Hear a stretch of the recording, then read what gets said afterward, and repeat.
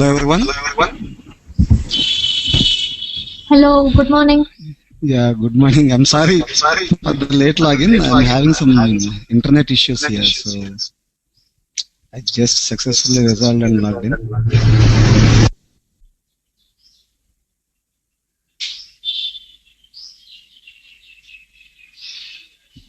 Okay, so today I'm little bit uncomfortable because yesterday I didn't had any sleep because of one client call. So it went for 6 hours, but we didn't achieve anything, literally. So today I'll take a brief session, and tomorrow I'll take a long session. In fact, today I planned it for 2 hours, but I'm not so comfortable. So you guys has to excuse me for this. Okay, and not even prepared with any PPT, so I'll go with a notepad.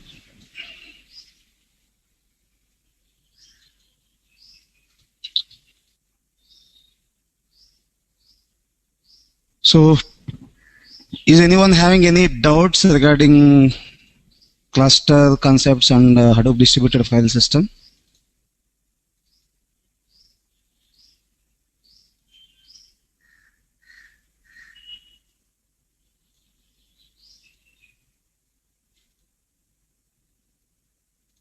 Hello guys.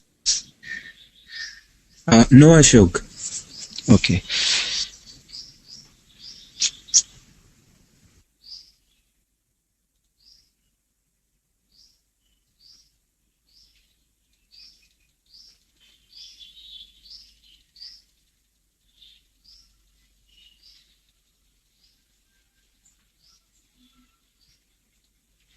Okay, this is one slide I'm going to send, and is this the second one? Why is everything opening in PowerPoint? Yeah. So these are the two slides I'm going to send you. I'm handing it over to organizers.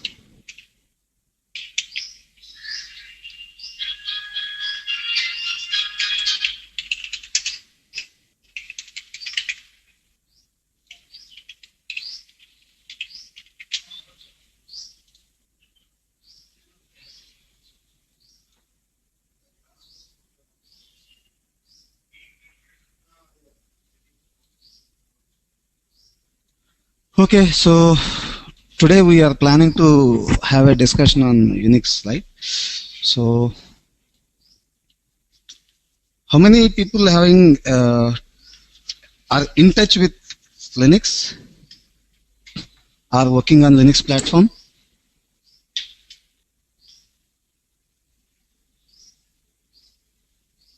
No one.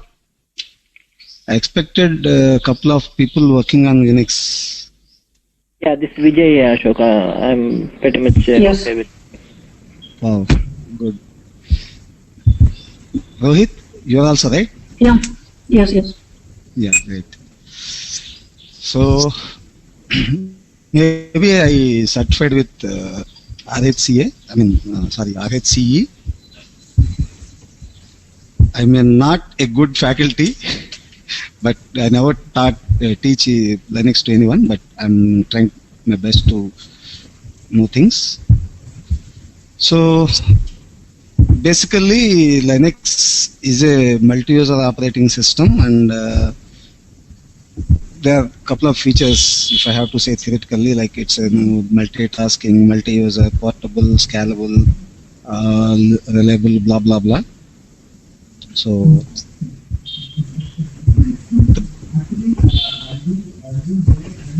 and there are plenty of flavors of Linux. Typically, Linux is a flavor of Unix. Apart from other Unix flavors like IBM AX and HP UX,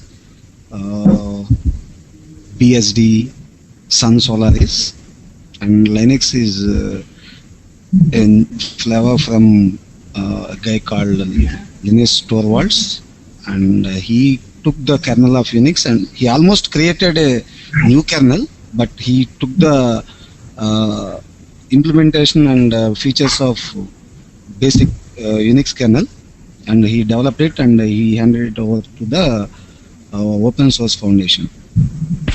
Okay, from that Linux Red Hat Corporation, they took the responsibility and they released patches and updates, and that's why they came up like it. They are the major vendors for Linux. And there are other different versions like Red Hat, SUSE, Mandrake, Puppy, Ubuntu, CentOS, Turbo Linux. There are too many things like few more. Debian, like that. Okay. But what I would like to explain you is, I would like to explain you the file system hierarchy. Okay. So as you know, the core components of operating system are file system and kernel. So kernel we can't do much with it, but file system we can do a lot of things. Okay. So every operating system will be defined with a FHS. Technically we used to say it's a file system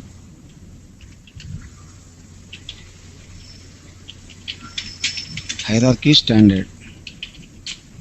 Okay. So, but the difference between Unix file system and Linux file system, Windows file system and Linux is, Windows is a dependent file system. If you install something and if you want to restart that particular service, you need to restart whole operating system. But in Linux, every module work independently. So if you change your Ethernet card, you don't need to restart entire operating system. You just need to restart the particular service like network. Okay, if you add a printer, you don't need to restart the operating system. You just need to restart printer services. I think daemon is CUPS, yeah. So like that.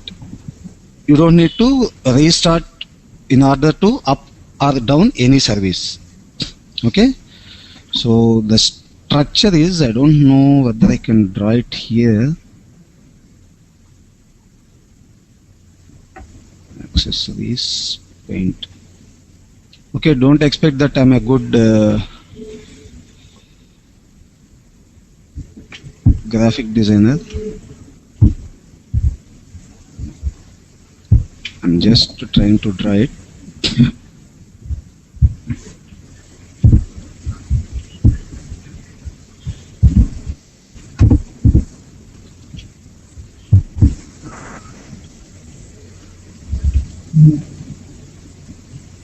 Okay, so okay, let it be. I'll just type it out. So there are basically two levels of folders. One is a root level folder and other sub level folders. Root level folder will be shown as like this. We used to say it as a root folder, that's capital root, okay, not the root user, and other folders are subfolders which available under /root. If you want to access any system configuration folder, you supposed to, if you want to go into it, you have to say something like cd space /. But if you create a folder in the root file system itself, you don't need to specify / and folder name. Okay, that I will show you tomorrow with a virtual machine, because I don't even have a virtual.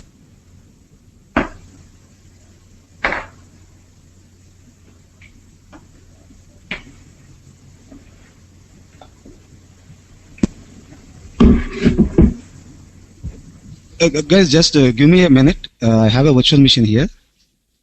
So.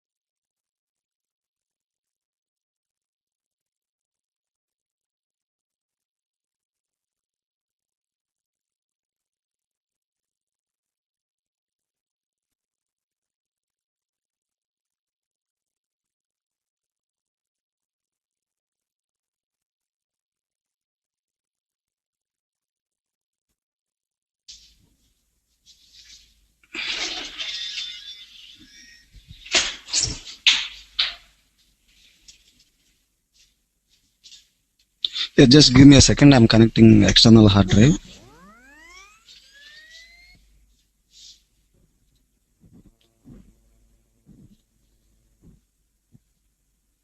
Yeah.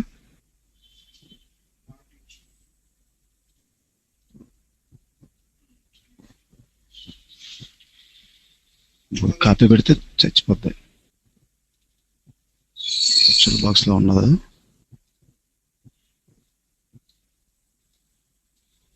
Cloud అవి ఏమున్నది ఇది?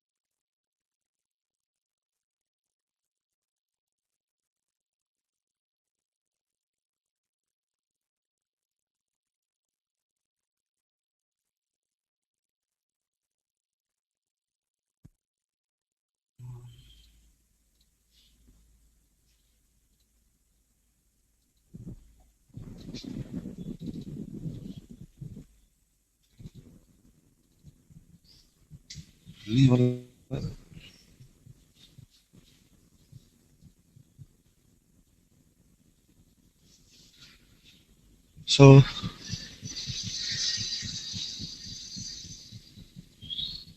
చచ్చిపోతాను.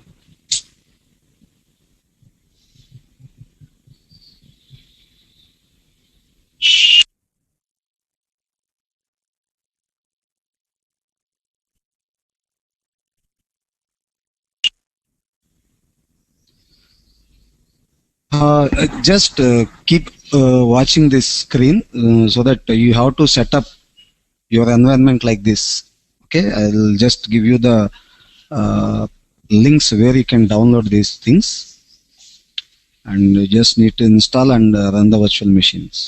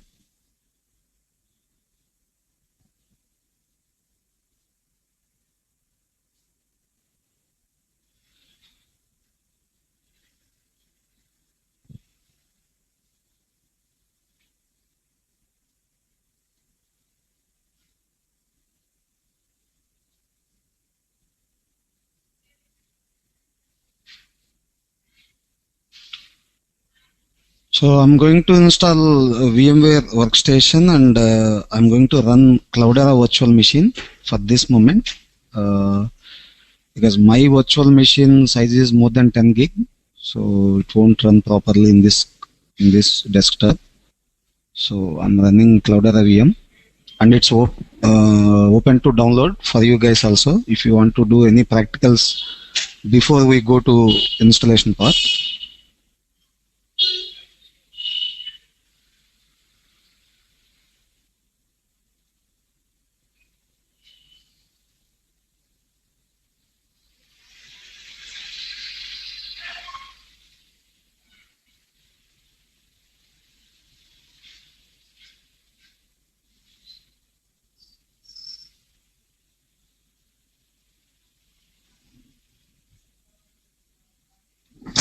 डोरे से पे प्रदीप डोरे से पे हुआ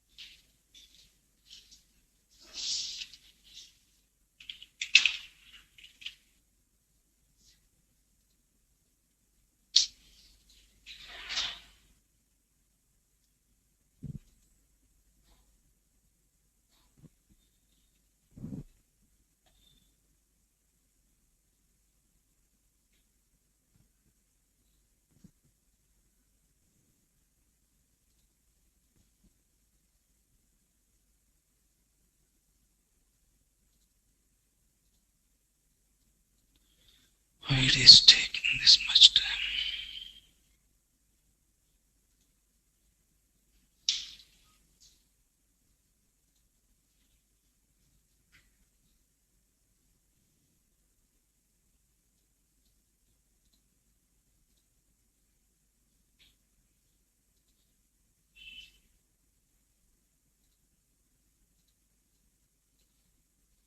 Just waiting to complete this installation. Yeah.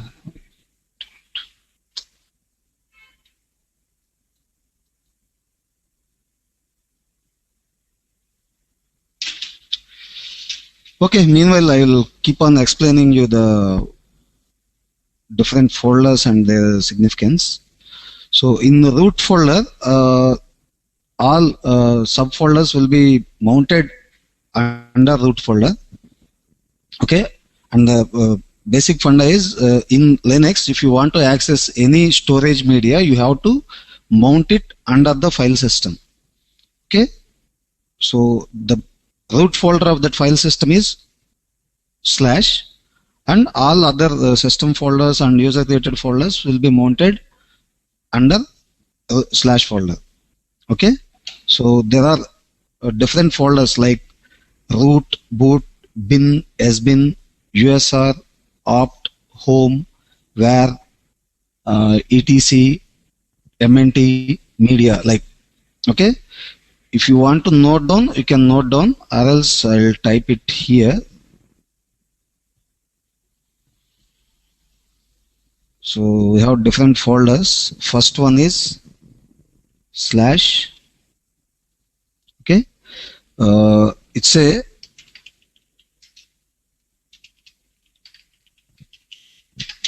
root file system. All the other folders will be mounted under slash. Okay, the other folders will be represented like slash root. It's a default folder for root user, that is administrator. So whatever the folders admin is going to create, default they will be created under slash root unless he specifies some destination.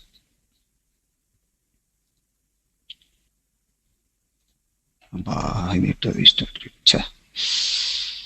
Okay, I'll do it later. So in the first moment itself we stuck with it, right? So I installed VMware Workstation and it's asking me to restart the operating system. But if I did this in Unix or Linux, I used to restart the particular service only. Okay, so let us see the other folders. Okay, slash boot. Okay, it's a folder which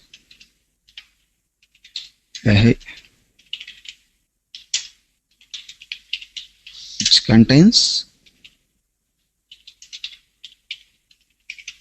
bootloader and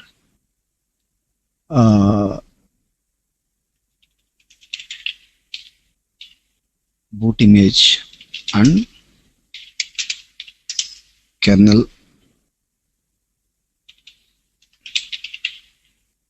related files, not files. Okay, slash bin, that is binary. Okay, this folder contains all commands for normal user and admin. Okay, and slash sbin is a folder, same folder contains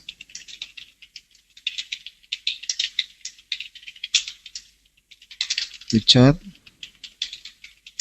by the admin only. Okay, that it's a super binary.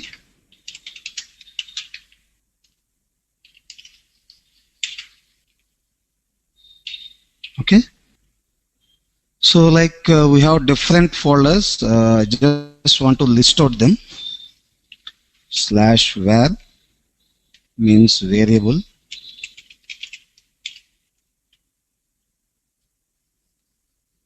Variable means it contains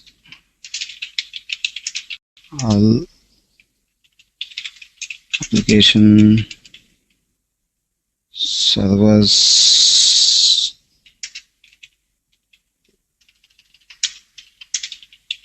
logs and print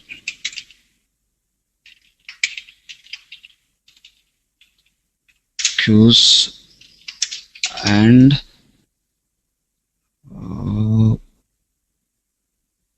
mails, etc. Okay.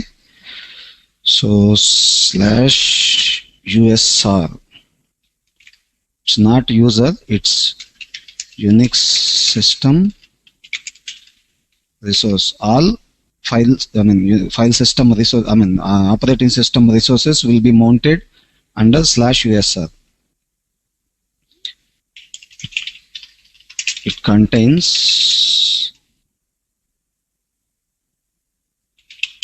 softwares and it's similar to the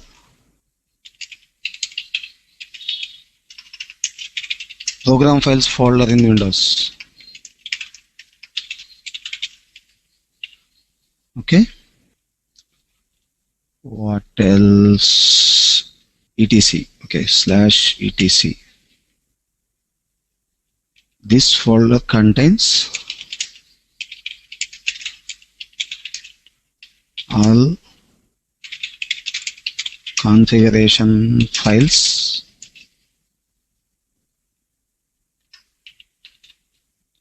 okay. What else? Media or MNT both.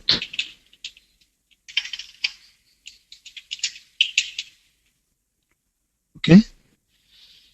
Initially these folders will be empty, and whenever you mount external storage or external disks, those will be mounted under media or MNT.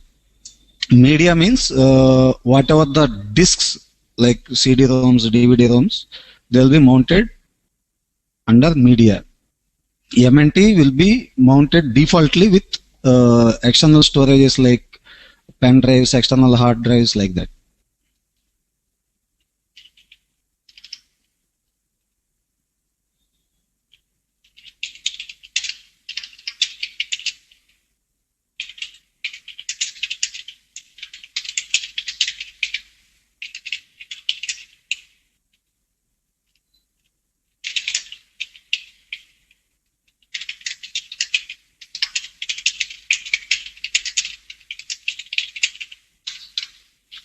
Okay, so one more, DV missing.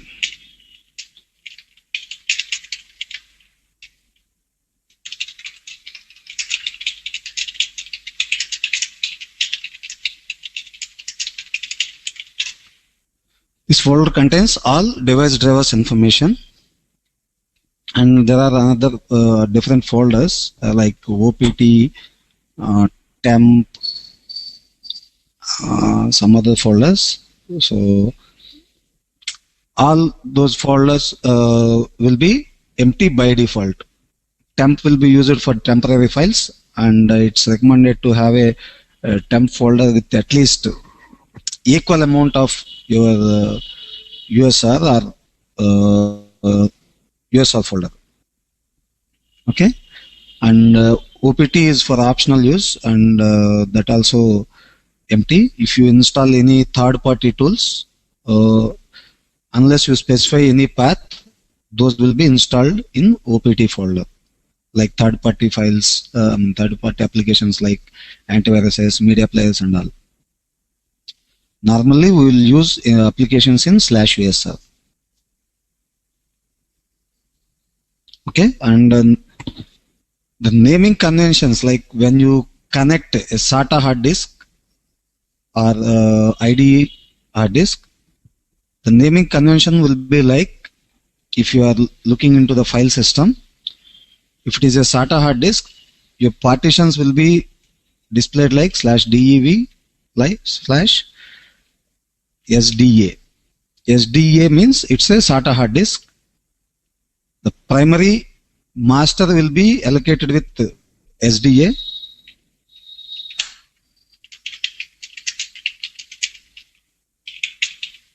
SDB, sorry,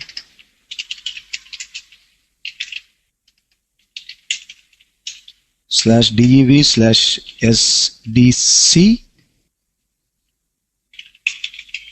secondary master /dev/sdb.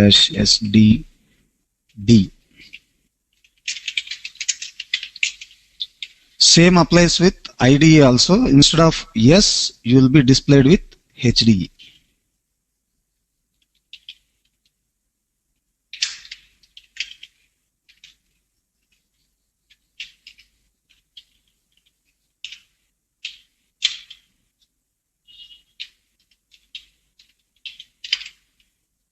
Okay, this is how your disks will be named based on the default naming convention. Okay, and installation we cannot cover here. So what we will do is while installing Hadoop cluster, I'll show you one installation of any flavor. Okay, I'm thinking we are going with Ubuntu or CentOS, so that the editor will say, I don't know what flavor he used to like, but I'll prefer to do it with CentOS.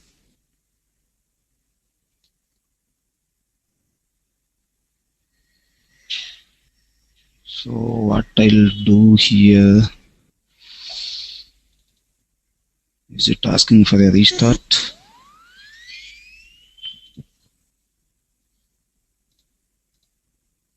Oh, luckily it's allowing me to open it.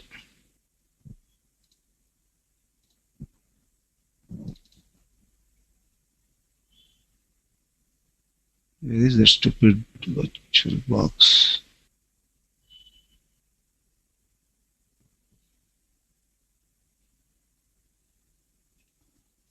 Yeah, I don't have it here.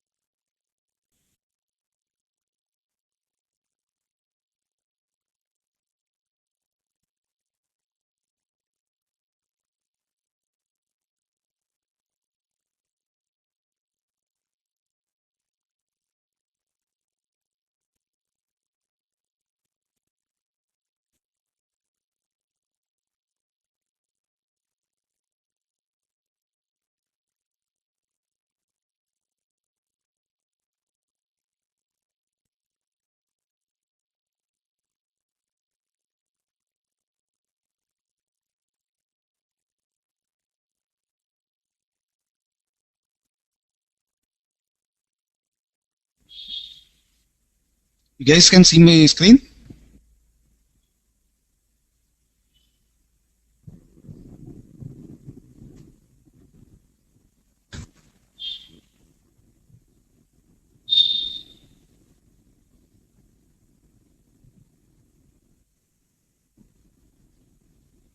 Hello? Yes, we can see your screen. Yeah.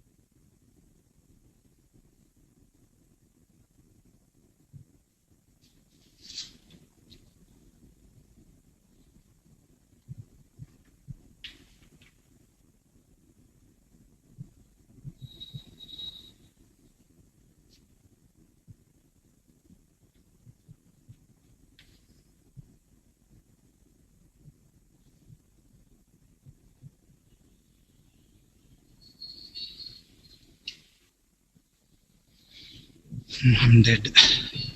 I just forgot the username and password.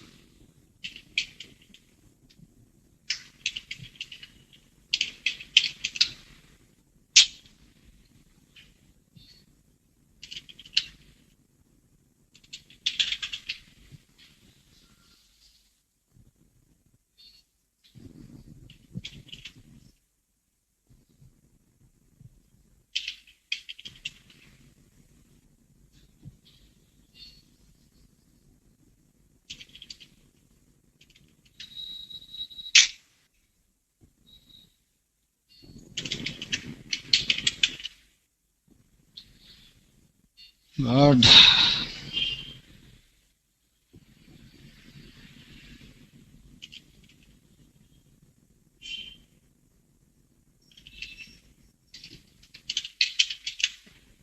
No, no, no, no. Just.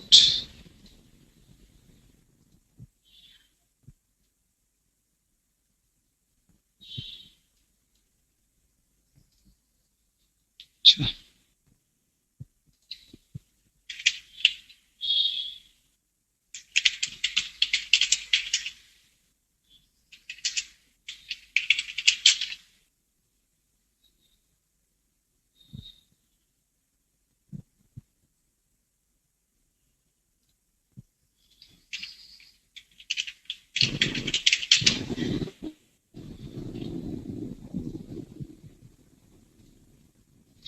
This is also freely available from IBM, and it's IBM Big Insights virtual machine.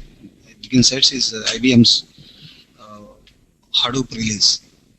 Okay, so, and don't try it. It's of 20 gig or something.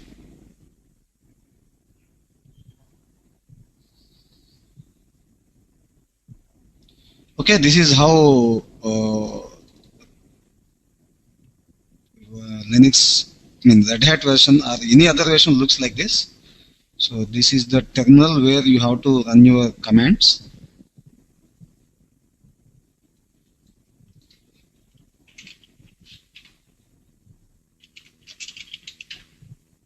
Okay.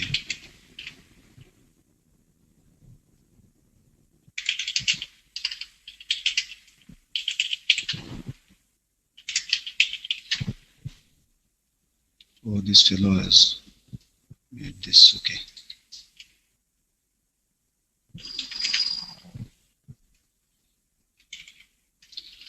So there are different users, but with respect to operations, we'll be having root admin users and normal users. Okay.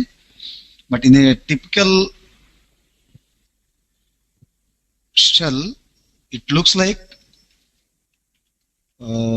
if you log in as a root user, it looks like root at the rate localhost something like this. Okay, so in this part, the first any Linux or Unix flavor, you will see like this. Okay, so this root, or if it's replaced by my name, it looks like, I mean, it is the user who logged in. Okay, and at localhost represents the machine, or IP address or localhost is going to represent your machine, and tilde symbol represents the current folder, I mean home folder of that user, and this hash symbol or dollar symbol will specify the type of login. If it is a dollar symbol, a normal user logged in, and if it is a hash symbol, a super user, that is admin logged in. Okay, so you can run all sbin commands from hash prompt only, not at the dollar prompt. Now I am at hash prompt, right? I added one user. If I switch to su means switch user.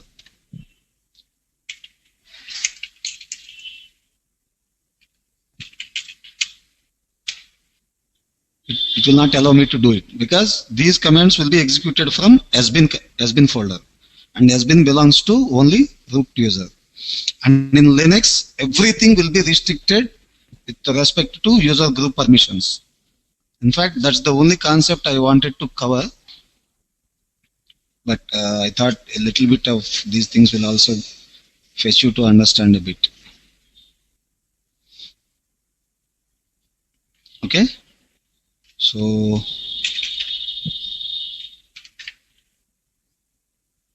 what is the password? Password.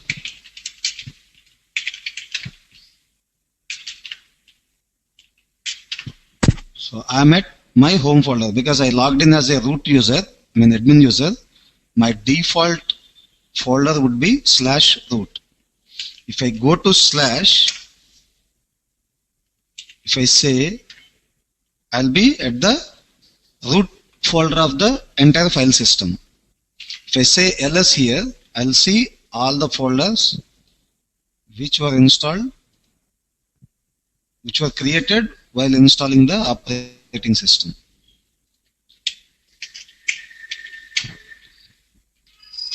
So these are the different commands with switches. I just want to show you. Okay, few more things. So these are the folders which were installed while configuring and installing this OS. So Big Data University is the default folder which created after installing it. Bin, boot, dev, etc. Yeah, lib I missed in that list. Lib, all library files will be mounted under lib. Last plus found is a folder which is like recycle bin. If any folders gets deleted, you can find them in last plus found. Media, MNT, OPT, proc, all process related files will be mounted under proc. Root, sbin, and from Red Hat Linux Enterprise Edition 4, from Red Hat Enterprise Edition 4, we have a new concept in Red Hat flavors only. We have a concept called SE Linux, Security Enhanced Linux. Okay. So in order to restrict service level access, they embedded SE Linux. So if you do some configuration and you don't know how that configuration will be accessed, you'll be restricted with SE Linux. Okay, you have to open SE Linux ports for that. And what else? Temp, USR, where. Okay, these are the folders. So why I run this ls command?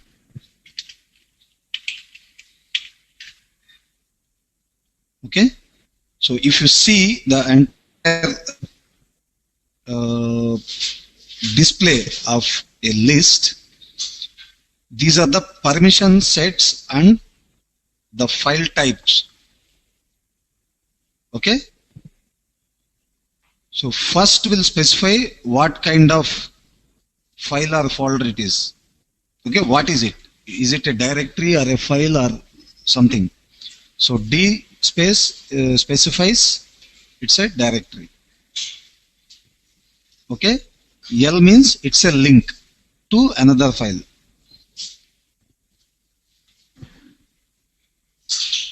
Okay.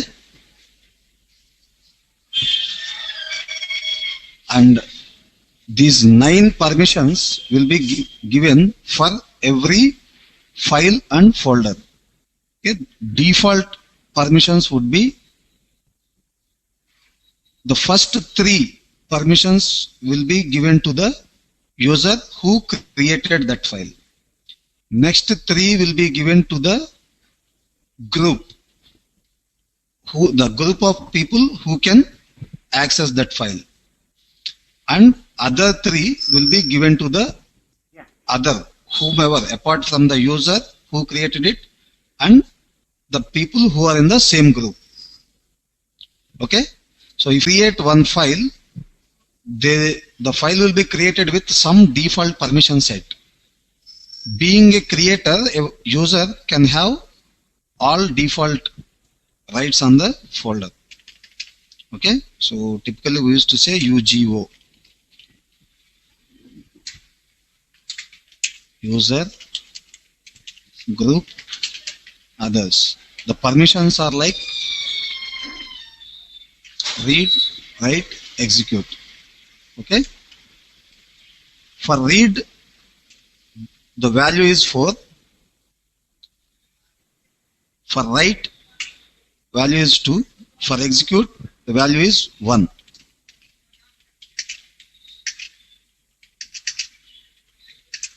Okay. So whenever a file is being created, basing on some parameter, that the parameter will be called as a umask value. That's different from file and folder. The file will be having some default umask value and a folder will be having some default umask value. And you don't need to go in depth to umask value. Okay. But you just need to understand, if you create a folder, a user will be having default read, write, execute, a complete set of privileges. User will be having read, write, execute. But a group is having read and execute. But for others, yeah, it's going to be the same. It is a folder, read and execute. But if we create a file,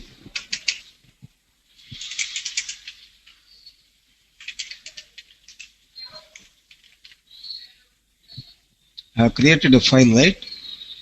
If it is a file, default will be having only read permissions for group and others.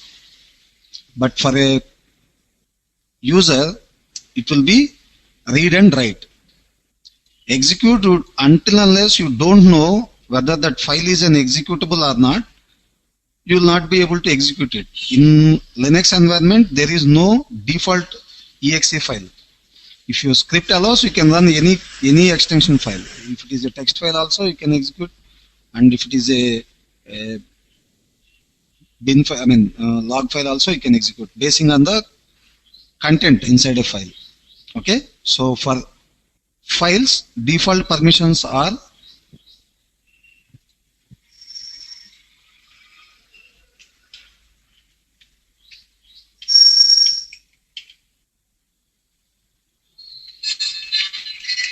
if it is a folder, or if it is a file, read and write, read. These are the only permissions will be given to a file or folder. Okay. So this part would be how many links it have. In order to access this file, how many ways you can access it. It's literally like shortcuts. And this part is the owner who created that file. Okay? And this part is the group. Into that file belongs to which group. And size of the file, date of creation and time of creation, and file name. Is that clear?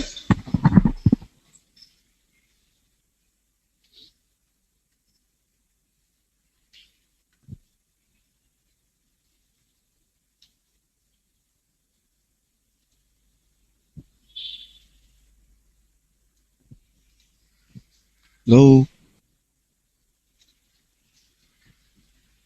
Yes. Yes. Yeah. Okay, yeah.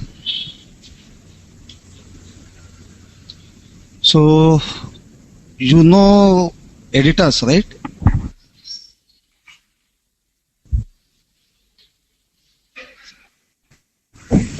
I don't know. Yeah. I can cover all these concepts in a single day, but just wondering how I can cover as many concepts as I can.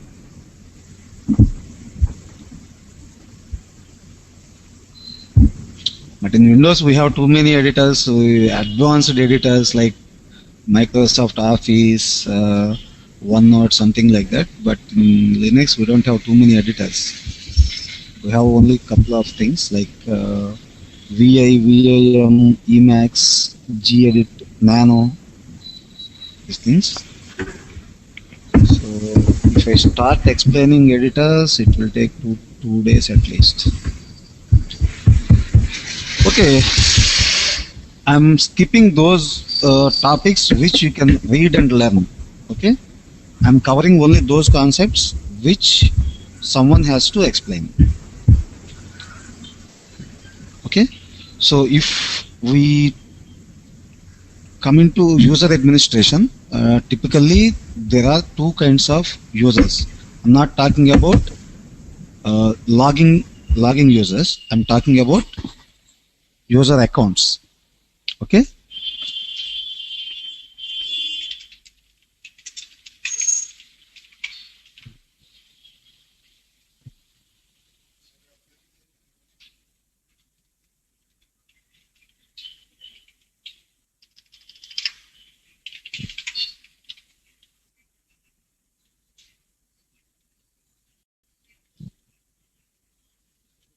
Okay, they have customized the installation, so we don't have any uniformity here.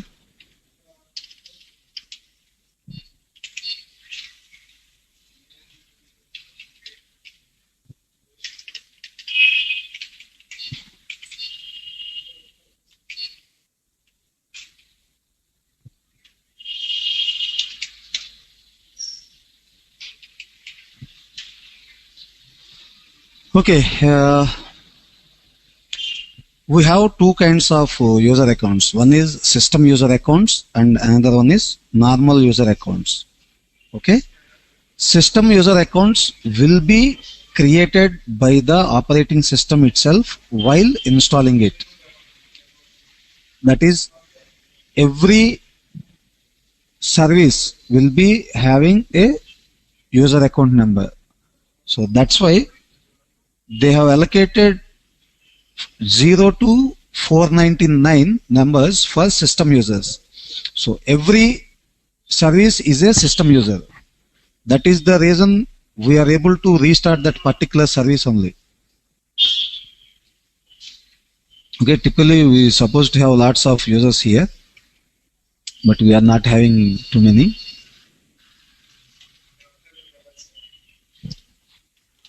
And all these system users can access system resources like they will manage literally system services like shutting down, restarting, some services, DNS, DSCP, web servers, like that. So those users IDs will be defined as UIDs, user identifications. That is from 0 to 499. Okay, and root user is also a system user because that will be created while installing the operating system itself. And administrator's user ID is 0. If you see here, this is the user ID of root. Okay. And normal users, those who are created by the administrator manually, and they cannot access any system resources or system services directly. Only root user or any other system user can access any other system services. And user IDs of normal users will be started from 500 to 60,000 or 65,000. Because here they have masked everything.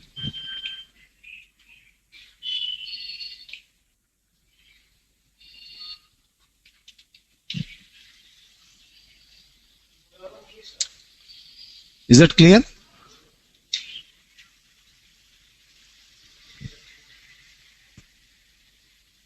Yes. Okay.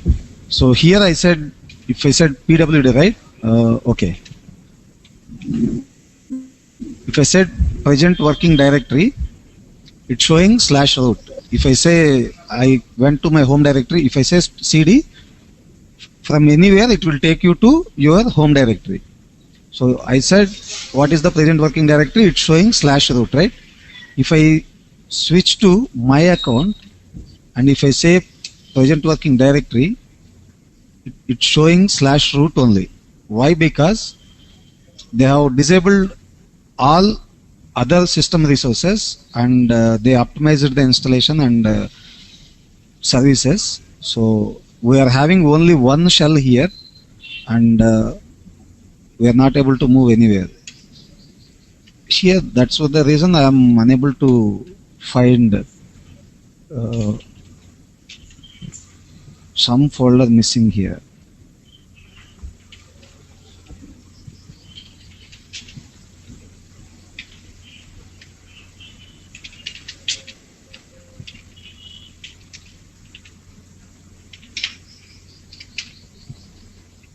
Okay. Yeah.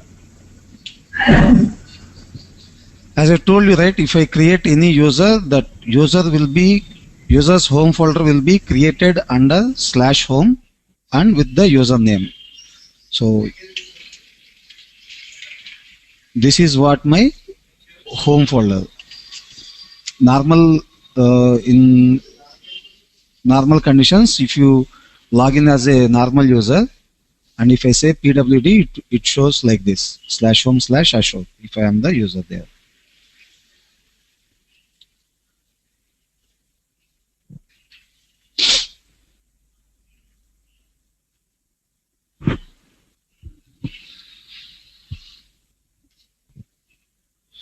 So what else I have to cover? Just want to show this password file.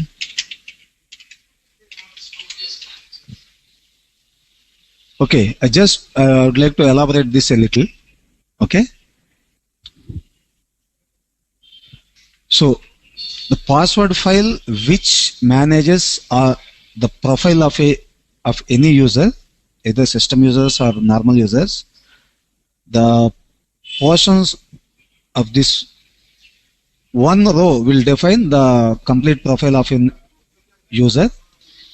The first portion is the username, and next, see, every colon is a delimiter here. Okay, whatever the information given between two colons is an permission set.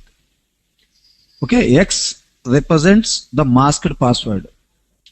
Okay, if you forgot your password and you have to troubleshoot it, you have to open this file you have to do some process like logging in as a single user, and you have to change the password coming to here. And first 0 is the user ID of that particular user, and second is the group ID of that user, and that user belongs to which group. Okay, so here the next part is the commenting part, but it's not available here, they restricted it. And this is the default shell that user can work.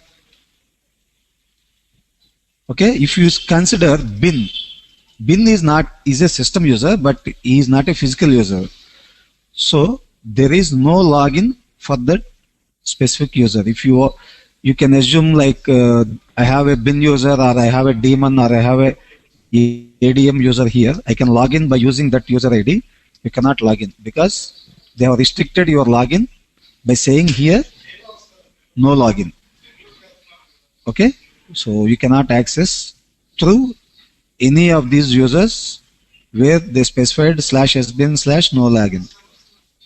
But if you see my user account here, this is my username and my masked password and my user ID 501 and my group ID, and there is no comment, there is an empty space between two columns, right?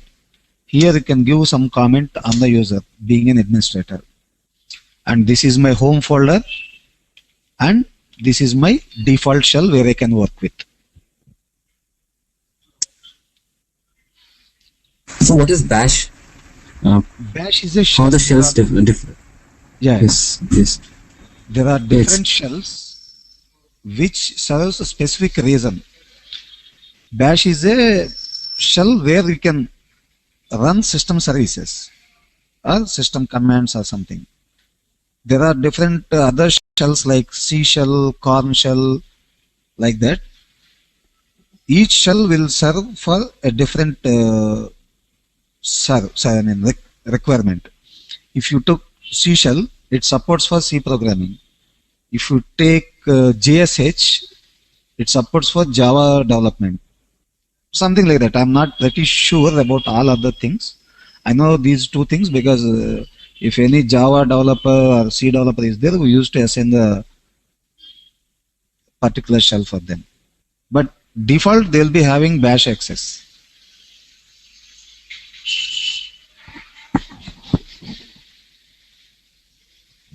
Okay.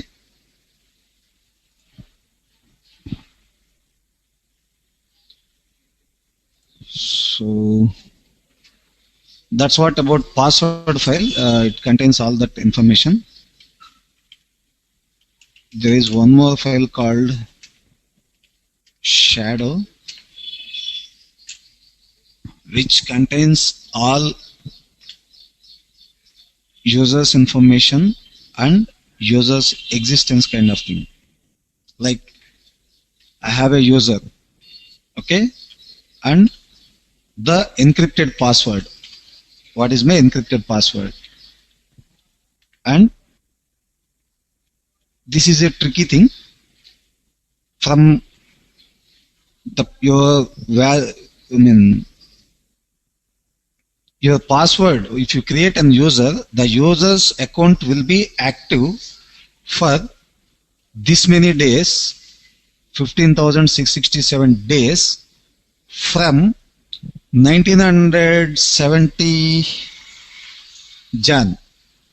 There is a parameter which I don't know why they have kept it, but they have decided like from 1970 Jan, this many days this account supposed to be active. Okay. So I have created this account today, right?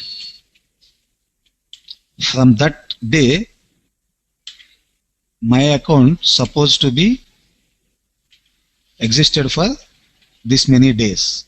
You can assume that like from this days and these days when this user account has been created. If you deduct that number from this number, you will get number of days and that many days before that account has been created. Okay. So 0 is the minimum days this password has to be kept. And 99,999 days, maximum days, this password can exist in the same machine. And 7 is the days, from 7 days before onwards, it will start alarming you to update your password so that it's going to be expired in next 7 days. And the space between these two columns will specify from how many days you are inactive, because you never logged in or you are not doing any activity. So administrator will figure out whether you are active or you are inactive. And this last portion will let you know when your password has been expired. Are we clear?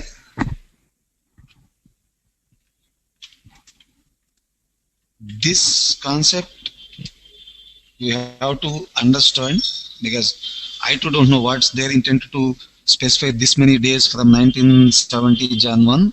Maybe that's the day when the fellow, because he developed Linux in 1992 or 93. So I don't know why 1970. That's a special day. It's called the epoch, and every timestamp is calculated from from that day. So it's a tradition, and everybody is following that. Okay. Thank you very much. I don't know that. Okay. Okay, so from that day, your account will be calculated, and this much days your account will be active. And once your account gets expired, your account will not be deleted. Your password will be disabled, and you will not be able to log in. And you have to contact the administrator, and he will reactive your account. Or if you know before if your account is going to be expired, your administrator will extend your account's validity. So commands you can practice on your own, because we cannot cover all the commands.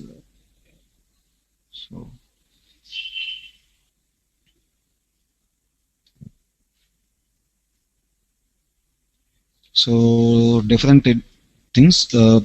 Shadow and the password are meant for users, and G shadow, G password are meant for group administration.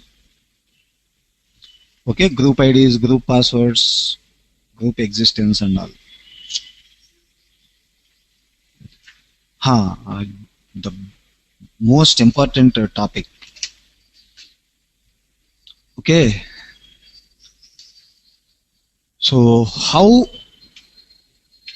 booting happens in Linux? Okay, that's what I supposed to cover. How a booting process will be happened in Windows? What are the major activities will be done while booting up your machine? I just want your participation in this. We have a bootstrap loader which goes to the first track of our partition. Okay. No, I just want it from the scratch. I'm not trying to test you. I just want to know whether if you guys are aware of it or not.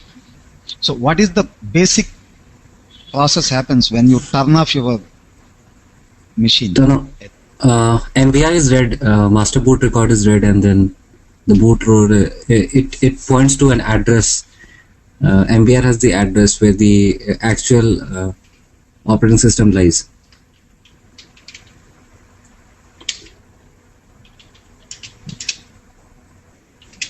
Right?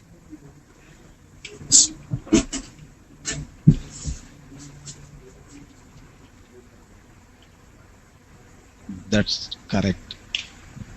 Somewhere I'm expecting. Both are correct, and you started at different levels. There is somewhere.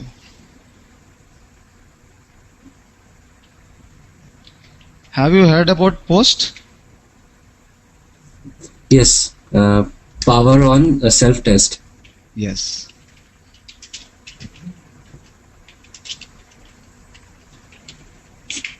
When you turn on your machine, even this post is a thread of BIOS, but a process will be executed internally, and it will check all required things are connected or not. It's a power on self test. It will check for availability of BIOS and battery also. Okay. Then BIOS will be loaded. Basic input, output, system, right? Then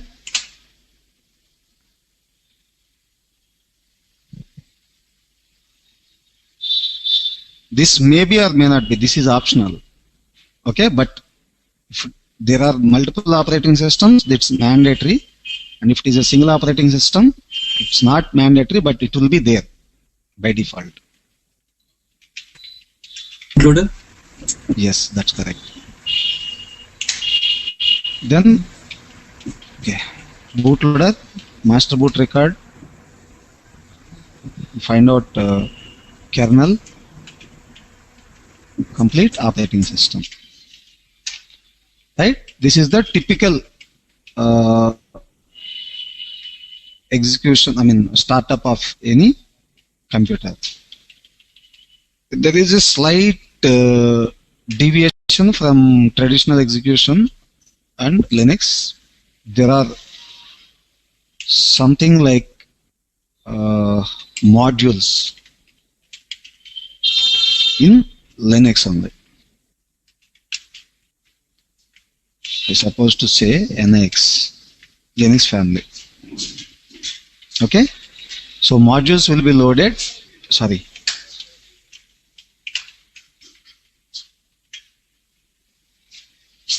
Okay, modules will be available at 0th sector only.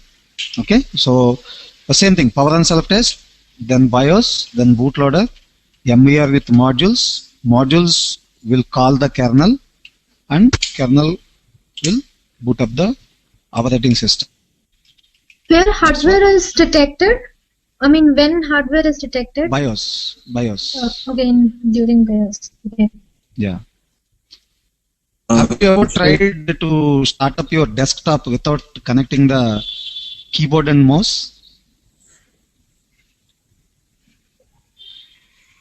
No. If somebody is having a desktop, you just try to boot your OS if it is XP. Okay? So just remove your keyboard and mouse, try to boot it up. It will ask you, there is no basic input output device found. Press F1 to continue, but you don't have F1 to continue, right? So at least you should have one input device in order to boot your operating system. Boot your machine. Okay? Don't ask like how servers will be running, but whenever they are getting configured and starting up, at least they supposed to be connected to a keyboard, then they have to be configured. After that, they can remove the keyboard. If someone is working at servers, they might have seen those servers running without any other connectivity apart from the LAN.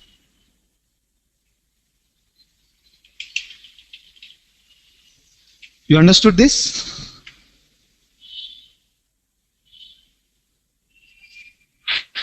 Yes. Okay. So, unlike in Windows, we have different run levels in NX family.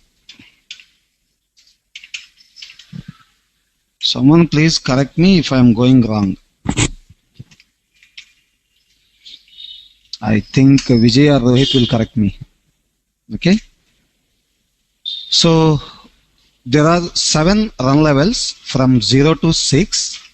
Okay, so 0 is shutdown, 1 is single user mode,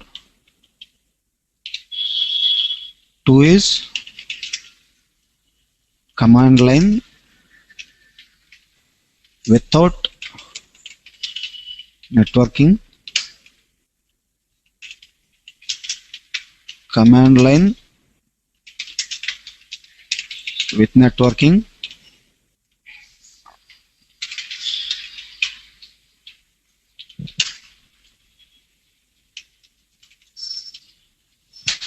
yeah. Yeah, that's correct. Okay, so 0 is to shut down, 1 is a single user mode, 2 is command line operation without networking, standalone mode, third one command line with networking, fourth officially not used, fifth graphical with all services running up, 6 is for restart. These run levels will be defined in a file called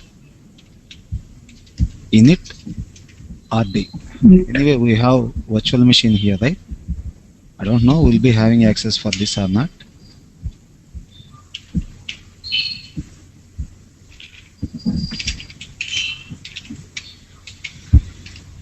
Sorry, init tab. Yeah, someone is trying to correct me. I didn't. Init.rd is the module which calls BIOS kernel to load. Okay, init tab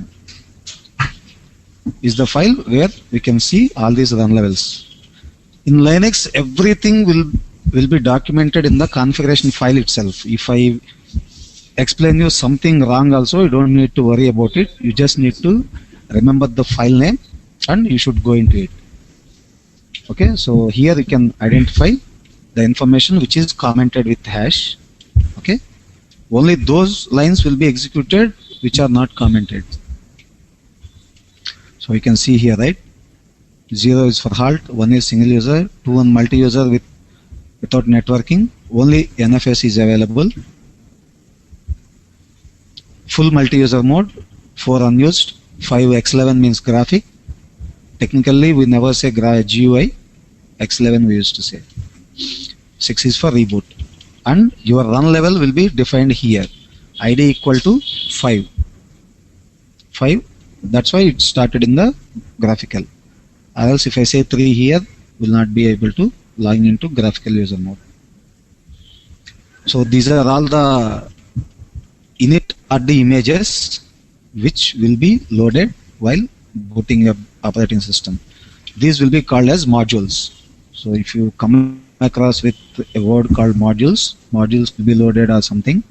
You might have observed when I'm starting this virtual machine, I intentionally showed details. You have observed some failed, some success, like that, right? If you found failed at these levels, your operating system will not come up.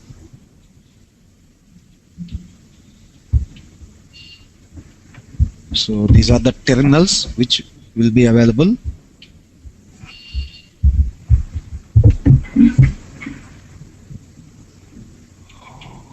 This is nothing like it's a daemon which allows you to run your operating system in a graphical mode. So any tab is a file which you have to remember forever. And there is one more file called fs tab. If you mounted any other external storage and you want it to be persistent whenever you restart the system, you have to give the details in fs tab file. Your path, where you have mounted, what kind of file system it is, and some defaults. And if you want to specify different levels of access. We discussed like we have user group permissions, read, write, execute, right? But there are some advanced levels of permissions like ACLs, access control list.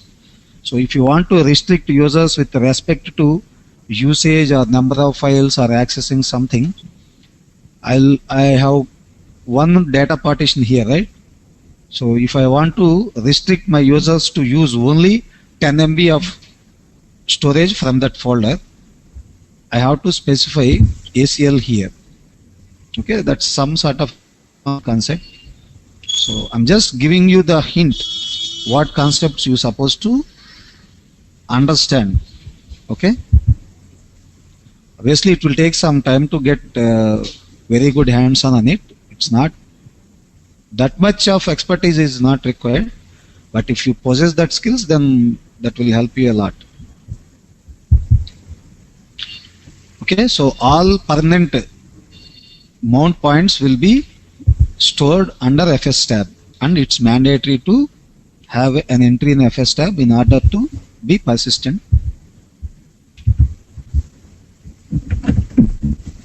So what else I have to cover? And if you want Can to you please tell us about the file system, ext3, ext. Yeah, it's simple. ext2, ext3 Swap and is nothing like if you are running out of your RAM, you can use some disk space as a RAM. But again, you have RAM to. I'm sorry. Yeah, virtual memory, because we have RAM, random access memory, in order to overcome the bottleneck of disk IOs, right? But again, if you are using hard disk as a memory, of course, if you are running out of memory, then it's good to use. But there is no use of using hard disk as a intermediate memory between processor and disk. Okay. So swap is a partition which will allow you to run that partition as a memory between processor and hard disk. You can use double the amount of RAM size from the disk as a swap partition. If your RAM is of 2 GB size and your application needs 3 GB of memory, then you can use. Obviously, you will not specify. Your machine will identify where that swap partition, and that partition will be used for memory operations. But it will not do any operations when the data is on the disk. It will put the unaccessed data on the disk for temporarily. So if you have 2 GB of memory and 4 GB of swap partition, and your application requires 3 GB of memory, what a system will do is whatever the data which is not used for processing from memory will be stored on swap partition, and whenever the data requires, it will fetch it from swap to memory. The advantage of swap partition is it will be given priority for IO operations. You don't, sometimes when Windows is not running up properly, we used to start task manager and we will go to the process and we will increase the process hierarchy, right? Process priority. So swap is having highest priority than all other processes in order to IO operations.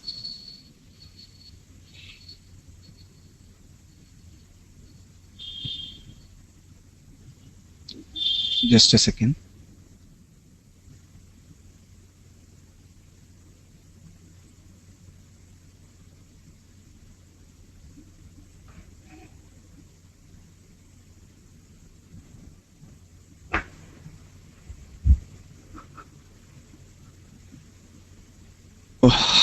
Okay. So there are different file systems. You asked about ext2 and ext3, but theoretically I don't know much, but I'll try to explain whatever I know. Okay. So we have different file systems. Like in Windows, we have FAT, NTFS. FAT stands for File Allocation Table, and NTFS New Technology File System. And we have new file system NTFS Quick, right? Okay. And in Linux, we have ext2, ext3, vfat, swap. Some other are there in different vendors. And in Mac, we have MFS, and in Veritas, let's say, I forgot. I worked on Veritas and I forgot Veritas file system. Okay. So vfat is a virtual file allocation table. When you connect any pen drive or the external hard drive to Linux, that partition will be mounted as a vfat. In Windows also you can observe that until unless you format it with ext2 or ext3. So it's an those two are extended file system of a default file system called Linux or Unix is so once extended with the ext2 and ext3, now we are running with ext4. Okay, so both are of same format, and some differences between them. ext2 typically there is no security. Like if some corruption happened in the file system, there is no error correction of that file system. That's the basic thing. Okay, and IO speed means your seek between data and head would be lesser than ext3. Okay, ext2's limitation is lesser speed, and there is no journaling property in ext2. The journaling is like when data gets corrupted. Okay, like when your system gets shut down immediately, I mean unexpectedly. So what happens? There might be some corruptions happen in the file system, right? So Windows will identify that and it will let you know with diskmgr. No, some utility will come up. Okay, disk check. Okay, so check disk. Okay, I forgot that chk dsk. So when your Windows shut down unexpectedly or improperly, it will come up with an utility called chk disk, and it will check for the corruptions, and if any corruptions happened or if any file allocation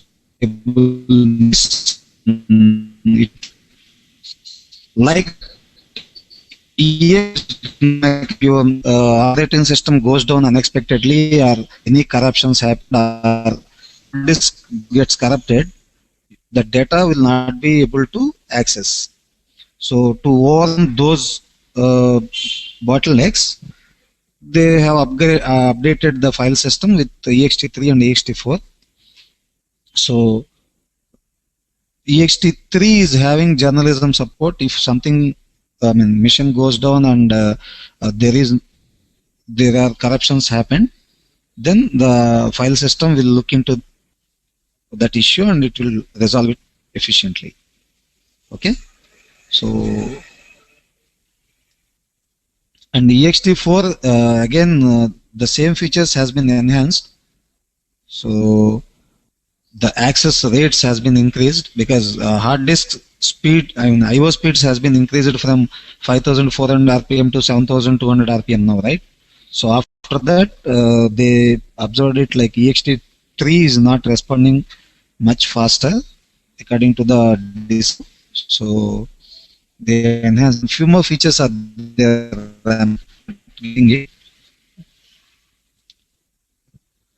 So that's what I know about file systems.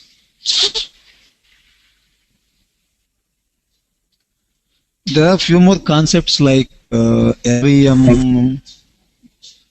You have to read it out, and you have to LVM is nothing but a logical volume manager. So it will basically allow you to create multiple partitions of disk, and you can use them in a different locations. I mean different mount points. Like you have a folder, and in that folder you are storing your data, but your folder is not able to accommodate some more data as it's completely filled up with data. So what you will do is you will create some logical volume from the available disk space, and you add that logical volume to your folder so that it can accommodate more data. So it will allow you to dynamically increase or decrease your partition size.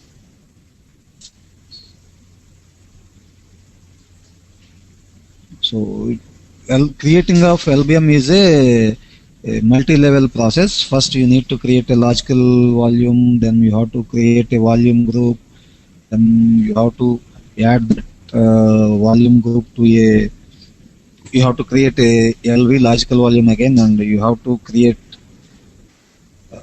to extend it. Some series of steps are there. Then you have to finally create a physical volume, because we can do hands-on, and it's a bit difficult for us to explain. Oh, it's 8:42. So shall we conclude this for today, because I have to log in at 9. Okay. Yes. Okay, I think Reddy Raja sir will come tomorrow, so I'll check with him. If he is ready to take the session, he will take it tomorrow, or else we can continue with some more Unix concepts tomorrow, if it's okay with you. I'll try to cover. Yeah, I'll try to cover ACLs and some disk quota concepts and I'll let you know how to do those things. Okay, you please do some hands-on, and I'll try to explain RAID a little, because you will be able to understand how to disks configuration. Can you let us know which are the other things that we should know in Linux, like which are mandatory for Hadoop admin, like leaving the basics things like whatever you taught today? Yeah, what I'm planning is I'm trying to give you a PDF. What I will do is I cannot edit content, right? So I will mark the concepts which are mandatory for you. Okay, I'll mark with a marker and I'll forward it to you. You first cover all those points, then you try to figure out remaining things basing on your time availability. Because again, sitting and preparing a Linux document will take hell lot of time. And in couple of days, I supposed to install a Hadoop cluster for one of our clients. So that's the discussion yesterday we are having, and we struck with till 3 o'clock. Those guys are not coming up with the hardware. They are saying we'll go with cluster, Amazon. But it's going to be an expensive thing for them because they are not using for a long time. So that capacity planning and all we had yesterday, big conversation really. Okay, so see you guys tomorrow, and hopefully we will go with Unix concepts rather than Hadoop thing. Okay? Okay, see you tomorrow. Bye. Thank you, Ashok. Yeah, welcome. Thank you, Ashok. Thank you. Welcome. Yeah, welcome.